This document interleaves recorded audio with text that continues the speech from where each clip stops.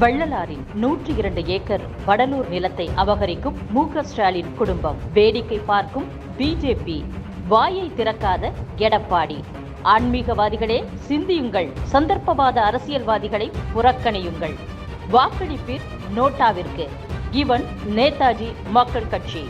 India கூட்டணி சார்பாக தேர்தல் அறிக்கை வெளியிட்டிருக்காங்க. இந்த தேர்தல் அறிக்கைங்கிறதே ஏமாத்த வேலை. ஸ்டாலின் தேர்தல் அறிக்கை இங்கே கொடுத்தார், 500க்கு மேலே கொடுத்தார். அதில் ஒரு 10-15 இது பண்ணிட்டு நான் தேர்தல் அறிக்கை எல்லாமே கொடுத்து நிறைவேற்றி விட்டோம் அப்படின்னு அவரே சொல்லிக்கிட்டார்.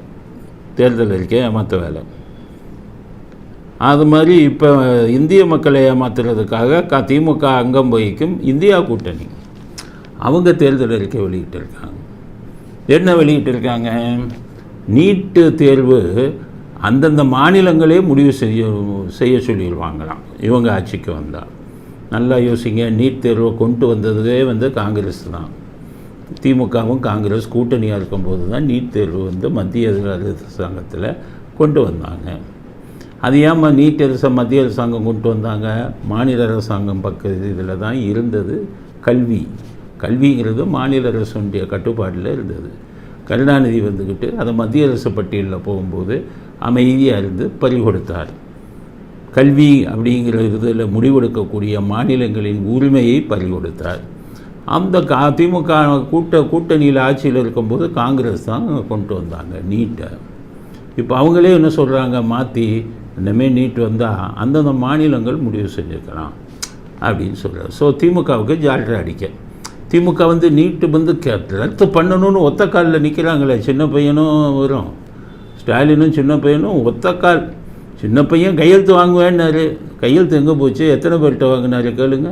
நீட்டுக்கு எதிர்ப்பாக ரத்து செய்யணும்னு கையெழுத்து வாங்குறேன்னாரு. கையெழுத்து எங்கே வாங்கினார்?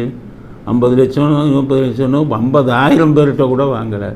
அப்போ எதுக்கு நீட்டில் ஸ்டாலின் இதாக இருக்காருன்னா, இந்த மருத்துவக் கல்லூரியெல்லாம் தனியார் வச்சுருக்கான் பாருங்கள். அவன் நீட்டு வந்த உடனே 50 லட்சம் 1 கோடின்னு வாங்கிட்டு ஆட்களை சேர்க்க முடியலை. அதனால் அவன் எல்லாம் சேர்ந்து கோடிக்கணக்கான பணத்தை இது பண்ணி கலெக்ட் பண்ணி வசூல் செஞ்சு ஸ்டாலின்கிட்ட கொடுத்தாங்க. நாங்கள் மெடிக்கல் காலேஜை நடத்த முடியலை, நீட்டில் பாஸ் பண்ணால் தான் மெடிக்கல் காலேஜில் சேர முடியும், தனியார் மெடிக்கல் காலேஜில். நீட்டில் இப்போ 50 லட்சம் 1 கோடி கொடுக்குறவன்லாம் நீட்டில் ஃபெயில் ஆகிடுறான்.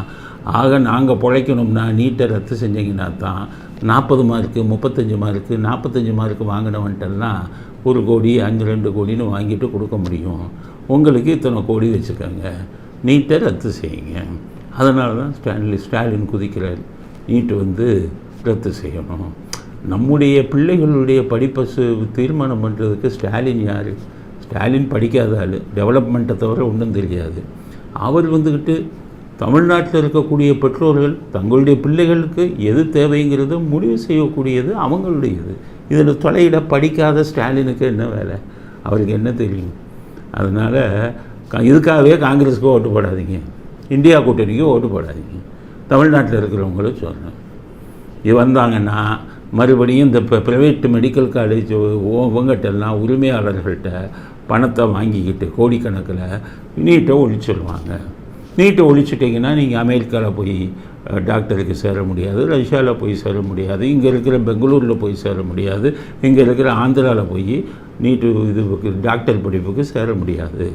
அதனால் இந்த தேர்தல் அறிக்கை உருப்படாத தேர்தல் அறிக்கை, நீட்டை பற்றினது. அடுத்தது என்ன சொல்கிறாங்க, ஒரே நாடு ஒரே தேர்தல் நாங்கள் அமுல்படுத்த மாட்டோங்கிறாங்க காங்கிரஸ். அதை அமுல்படுத்தினதே காங்கிரஸ் தானே. சுதந்திரம் அடைஞ்சதுலேருந்து ஒரே நாடு ஒரே தேர்தல் தானே நடந்துக்கிட்டு இருந்தது. காங்கிரஸ் தானே அதை பண்ணிக்கிட்டு இருந்தாங்க. 1967க்கு அப்புறம் இந்திரா காந்தி பிரதமராக வந்ததுக்கப்புறம் தான் அந்த தனி தேர்தலாக நடந்தது.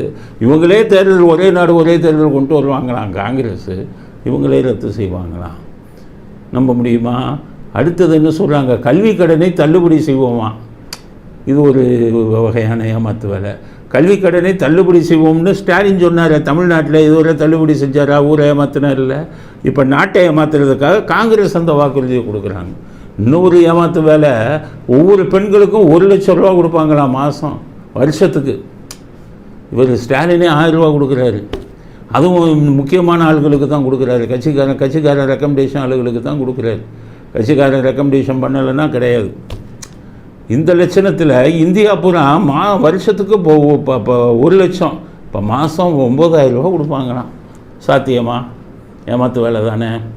அதனால் இந்த இந்தியா கூட்டணி ஏமாற்று வேலையாக இந்த இதை கொண்டு வந்திருக்காங்க தேர்தல் அறிக்கையை. அந்த இந்தியா கூட்டணி இல்லாமல் போச்சு, உங்களுக்கு தான் தெரியும். எல்லாமே இல்லாமல் போச்சு. ஒவ்வொருத்தரும் ஒரு பக்கம் பிச்சுட்டு போயிட்டாங்க. ஆனால் இந்த திமுக குரூப் மட்டும் இங்கே வச்சுக்கிட்டு இந்தியா கூட்டணின்னு ஊரை ஏமாற்றிக்கிட்டு இருக்குது. மம்தா பானர்ஜி இந்தியா கூட்டணி விட்டு வெளியில் வந்துட்டாங்க, நான் தனின்ட்டாங்க. இந்தியா கூட்டணியில் இருக்கிற மம்தா பானர்ஜியும் காங்கிரஸு கம்யூனிஸ்ட்டு எல்லாமே ஒருவருக்கொருவர் எதிராக போட்டி போட்டுக்கிட்டு இருக்காங்க மேற்கு வங்காளத்தில். இந்த பக்கம் இந்தியா கூட்டணியின் தலைவராக இருந்த நிதிஷ்குமார் விட்டுட்டு பாஜக பக்கம் போயிட்டார். கேரளாவில் இருக்கிற கம்யூனிஸ்ட் இந்தியா கூட்டணியில் இருக்கிற கம்யூனிஸ்ட்டும் இந்தியா கூட்டணியில் இருக்கிற காங்கிரஸும் ஒருவருக்கொருவர் எதிராக போட்டிடுறாங்க. அப்போ இந்த இந்தியா கூட்டணி இந்த ஸ்டாலினும் இந்த சின்ன பையன் இவங்களெல்லாம் தூண்டி விட்டு பேசப்படுறாங்களே, இதெல்லாம் மோசடி வேலையா இல்லையா? வைகோ சொல்கிறார், இந்தியா கூட்டணி வெற்றி பெற்றால் ராகுல் காந்தி தான் பிரதமராக. அது இந்தியா கூட்டணியில் இருக்கிறவங்களே சொல்லலையே, ராகுல் காந்தியே சொல்லலையே, சோனியா காந்தியே சொல்லலையே.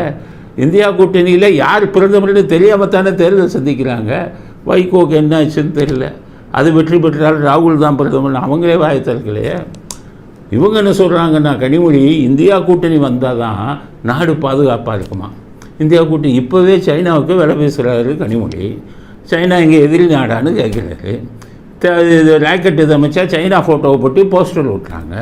இப்போவே இந்தியாவை சைனாவுக்கு விற்கிற ஆளுங்க இந்தியா கூட்டணி வந்தால் கனிமொழி போன்ற ஆளுங்க கோடிக்கணக்கில் வாங்கிட்டு தமிழ்நாடுல இந்தியாவையே விற்றுட்டு போயிடுவாங்க. அப்படிங்கிறதையும் மக்கள் தெரிஞ்சுக்கணும்.